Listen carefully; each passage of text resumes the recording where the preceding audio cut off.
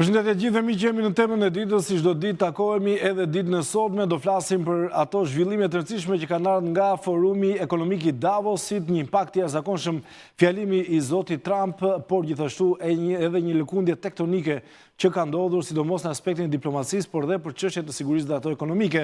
Do flasim ditën e sotme për çështje që lidhen me sigurinë me zotin Xhavit Çala, ekspert në fushën e sigurisë, të cilin e kam drejt për së drejti në këto momente. Zoti Çala, të përshëndes. Faleminderit që gjetë kohën të jesh në RTS. Përshëndetje, faleminderit për ftesën. Besoj e keni ndjekur edhe fjalimin e zotit Trump, gjithë ato reagime, çfarë mund të themi? Apo hidhen themelet për një botë ndryshe, sidomos në aspektin diplomatik dhe për çështjet e sigurisë? Po, samiti Davosit konfirmoi akoma atë që ne kemi thënë më përpara, po që edhe bota po e diskuton tashmë, që po shkohet drejt ribërjes të rendit botëror. Pra, ky rend botëror që ekziston ka marrë të çara të mëdha. Të çarat e para këtij rendi botëror i dhanë lufta në Ukrainë, dhe para luftës në Ukrainë të vitit 2022 ka qenë sulmi rus ndaj Krimeas. Pra, kur rendi botëror fillon dhe siguria botërore fillon të kenë të çara, kur një shtet nuk e ndjen veten të sigurt, pra kur një shtet i kërcënohet ekzistenca e tij, siç është rasti i Ukrainës. Tashmë në këto kushte gjërat erdhën duke u thelluar. Shtetet Bashkuara të Amerikës si të cilet në këto dekadat e fundit kanë qenë garantuese të këtij rendi botëror ekzistues në një farë mënyrë. Pra, ky rend botëror kishte në epicentër perëndimin dhe në një farë mënyrë ishin Shtetet Bashkuara të Amerikës garantuese të këtij rendi botëror. Por me zhvillimet e viteve të fundit, Shtetet Bashkuara të Amerikës po e kuptojnë që nuk mund ta majnë dot më majën e këtij rendi dhe ta garantojnë këtë rend në të gjithë botën, sepse ka konkurrues të tjerë të fuqishëm, siç është sidomos Kina. Edhe synimi i tyre i Euroazisë për ta spustuar pra epicentrin e këtij rendi botëror nga perëndimi në drejtim të jugut global. Pra, në këto kushte dhe Shtetet Bashkuara të Amerikës janë përpjekur që të orientohen në këtë situatë dhe ka qenë presidenti Trump ai i cili në të vërtetë e kuptoi që Shtetet Bashkuara të Amerikës kështu siç janë nuk mund ta mbajnë këtë nivel pra si garantues të sigurisë, nuk mund ta mbajnë dhe duke qenë populli amerikan zgjodhi presidentin Trump në këtë rast duke votuar që ky president pastaj të japi ato zgjidhje të cilat tashmë janë bërë publike. Ne fillimisht nuk i besonim dot deklaratave që po bëshën, sepse edhe më përpara president tjerë të Shtetit Bashkuara të Amerikës kanë patur rezerva sidomos ndaj Europës, ndaj angazhimit evropian në fushën e sigurisë. Europa ka përfituar shumë nga garancitë e sigurisë e Shtetit Bashkuara të Amerikës, domethënë në kuadër të NATO-s, sidomos gjatë luftës së ftohtë dhe pas luftës së ftohtë. Pra, Europa në farë mënyrë ka investuar në mirëqenie, ka investuar në shëndetësi e tjera, ndërsa në fushën e sigurisë kanë investuar shumë pak dhe Shtetet Bashkuara të Amerikës kanë mbuluar komplet këtë fushë. Disa presidentët e fundit, sidomos edhe Obama, por edhe Bush i ri, e kanë ngritur këtë shqetësim, por nuk e kanë ngritur në formën që e ngriti presidenti Trump. Presidenti Trump, duke qenë biznesmen, është i drejt për drejt në këtë fushë dhe i kërcënoi hapur që ne nuk ju mbrojmë nëse ju nuk paguani. Pra, kur thotë paguani, ju paguani Shtetet Bashkuara të Amerikës, por paguani për sigurinë tuaj. Dhe di samiti i fundit i NATO-s që u detyruan të gjithë u angazhuan për një periudhë disa vjeçare dhe të vjeçare për të arritur tek 5% e prodhimit të brendshëm bruto për secili shtet për të investuar në fushën e sigurisë dhe në fushën e mbrojtjes. Dhe kjo ishte një arritje e shkëlqyer pak e presidentit Trump, i cili detyroi këto shtetet, përfshi edhe Shqipërinë në këtë rast, për të rritur investimet në një periudhë jo shumë në një periudhë mund ta themi afatmesme, domethënë për të kapur nivelin e 5%. Kjo bëri e zgjoi NATO në një mënyrë nga ajo letargjia ku ishte futur dhe tashmë shtetet e Europës e kanë kuptuar që duhet të investojnë për sigurinë e tyre. Zoti Çala, rreshtimi i Shqipërisë, pranimi i ftesës për qenë pjesë e bordit të paqes, Përveç asaj të Gazës, flitet që do jetë një organizëm që shkon përtej, madje ka frikë se mund të dubloj deri diku dhe OKB-n. Është një vendim i duhur apo jo? Disa shtete europiane nuk e kanë pranuar qëndrimin e tyre, ndërkohë Shqipëria ishte aty bashkë me Kosovën. Po, unë e vlerësoj e quaj një vlerësim për Shqipërinë, ftesa, për Shqipërinë një dhe për Kosovën dy. E quaj një vlerësim që janë ftuar si shtete themeluese. Dhe këtu nuk ka asgjë të keqe. Në fakt, ky bord i paqes ka një bazë ligjore ndërkombëtare, është rezoluta 2803 e Këshillit të Sigurimit të Organizatës së Kombeve Bashkuara që e lejoi dhe e themeloi bordin e paqes. Dhe ky themelim u bën mbi bazën e planit të paqes të udhëhequr nga presidenti Trump.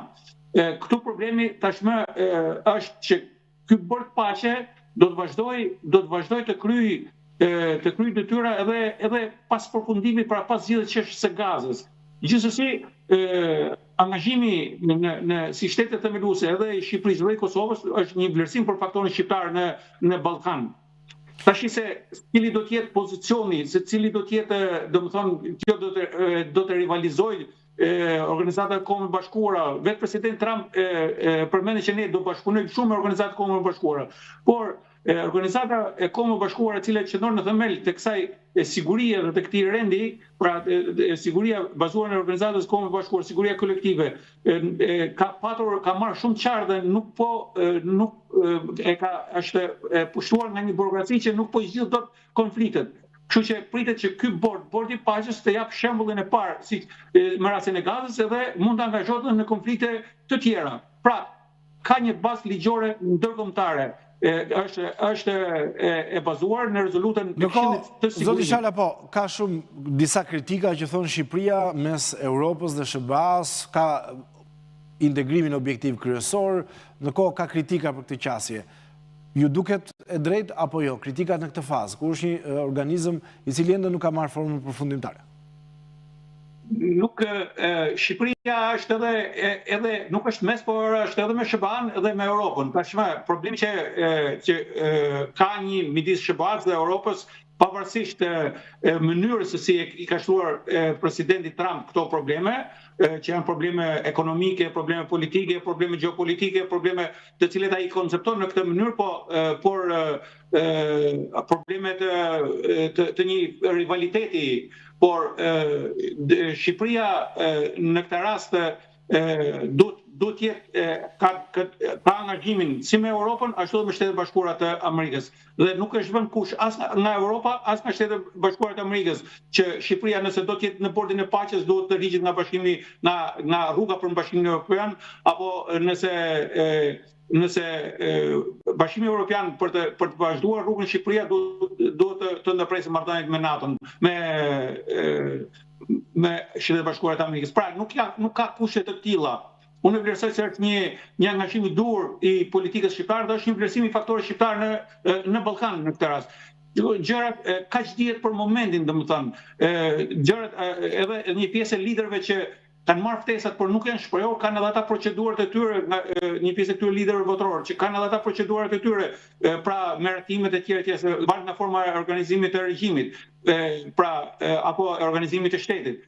Por këtë do të duket pastaj se çfarë rrugë do të marrë. Prova e parë për bordin e paqes është zgjidhja e çështjes palestineze dhe çështja palestineze, çështjes së Gazës dhe këtu presidenti Trump ishte shumë i vendosur, në Davos i bëri thirrje direkte, i bëri thirrje Hamasit për të çarmatosur, është pjesë e planit e fazës së dytë të planit të paqes në Gazë që Hamasi të çarmatoset dhe po ndërtohen me shpejtësi strukturat të cilat kanë të bëjnë me paqen në Gazë. Pra, ne nuk do të dalim njerë se çfarë do bëj ky dhe rivalizoj Organizata e Kombeve Bashkuara. Ky ka një objekt konkret për momentin. Objekti konkret për momentin është Gaza, zgjidhja e implementimi i planit të paqes në Gaza, i fazës së dytë të planit të paqes. Dhe Kjo përfshin e para krimin e këtij bordi, i cili do të menaxhojë, do të jetë po e themi ligjvënësi kryesor, menaxhuesi kryesor, do të edhe pastaj do të ketë bordin ekzekutiv,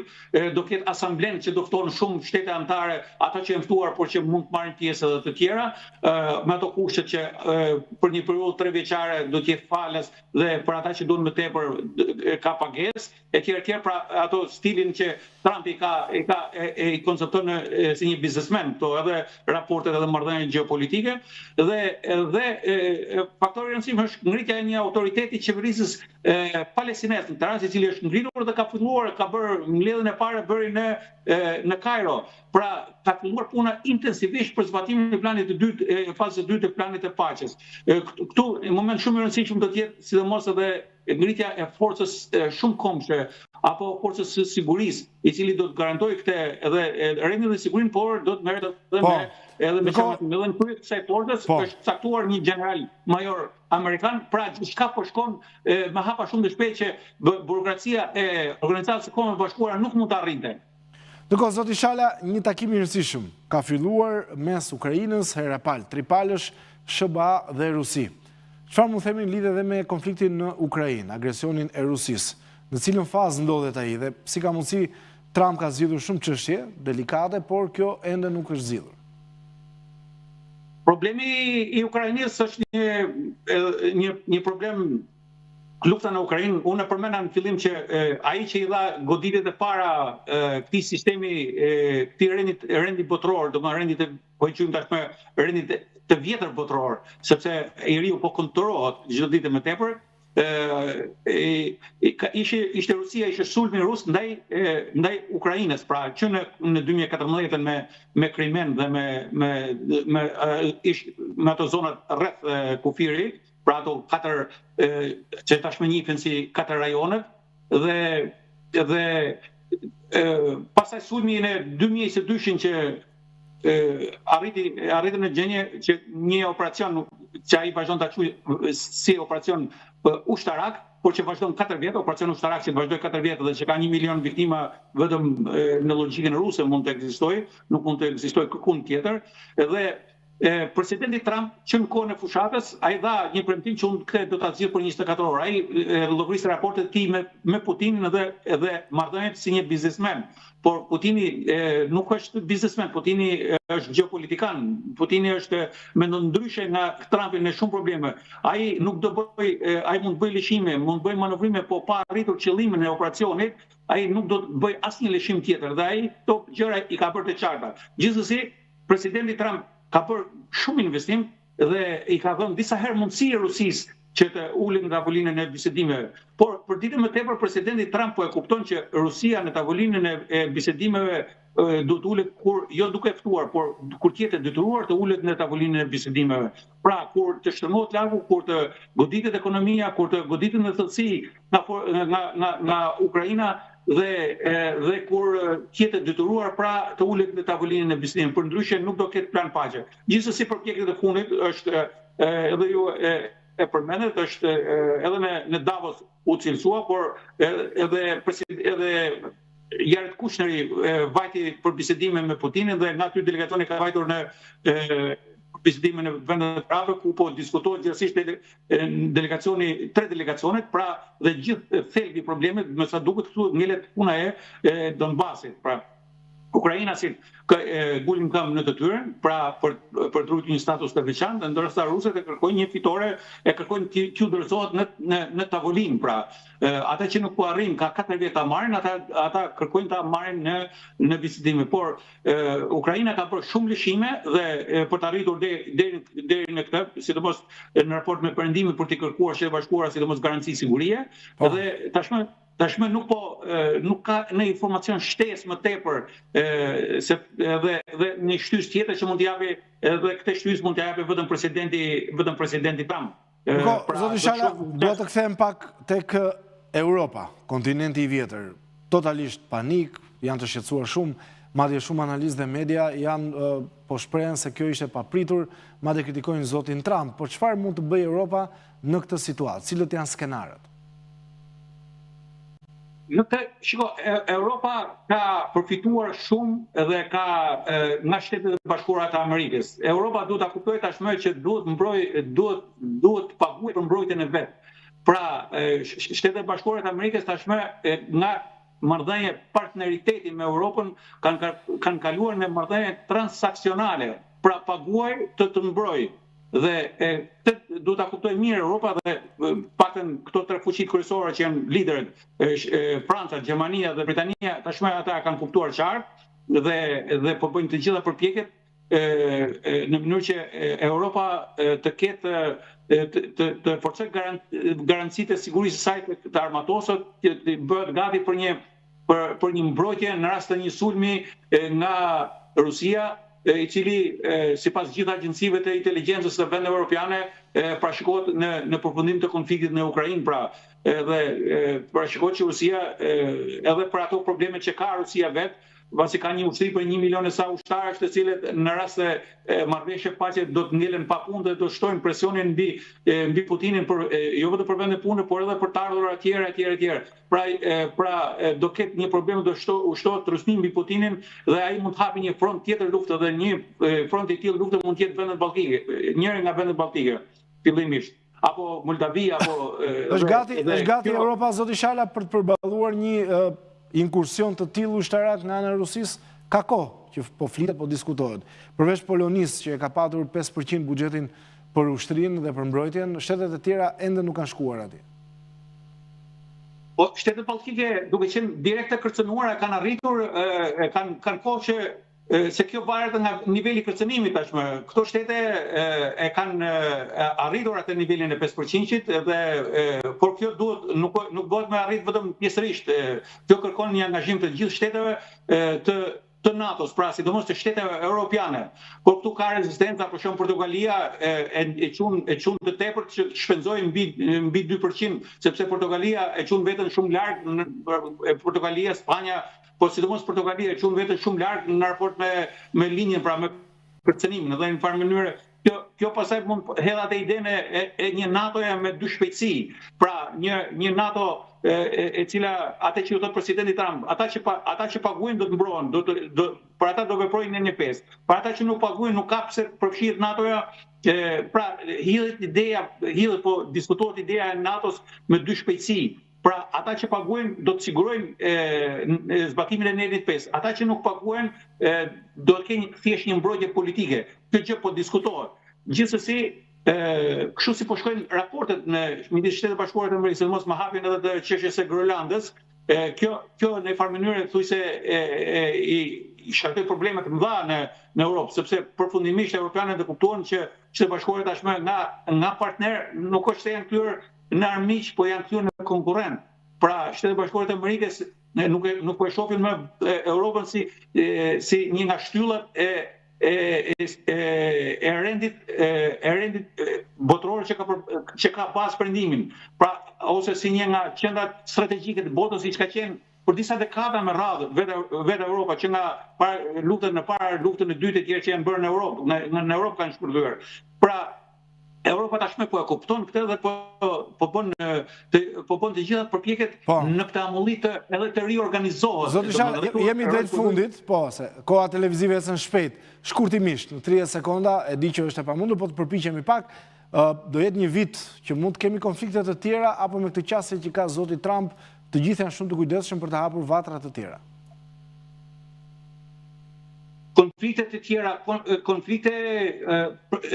presidenti Trump në fakt është mburur dhe ka deklaruar që ka mbyllur 8 konflikte dhe nuk ka nevojë të numërojmë këtu, sepse një pjesë e këtyre në faktikisht një pjesë rasti Gazës është rasti më tipik ku është në proces, pra por edhe konflikte tjera të cilat po e themi janë në kushtet një pushimi, jo të mbyllura plotësisht.